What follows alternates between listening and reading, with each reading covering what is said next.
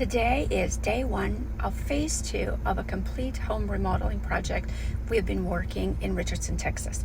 During phase 1, we got rid of wall paneling, expanded entryways, got rid of popcorn ceiling, added new knockdown texture, primed, painted, added some recessed lighting as well.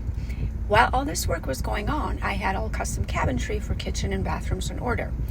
They will be delivered next week. So today we start working on the kitchen, which is demolishing the kitchen, getting rid of fur downs, getting rid of popcorn ceilings, doing some electrical rewiring, and then priming, painting, so that the next step is going to be the new flooring goes in before the new kitchen cabinets go in. So I'm just here, I want to pop in and check on my guys and see how things are working. So my guys are the man that I could not do this without, the ones who bring my vision to reality. So follow me, I'll take you inside.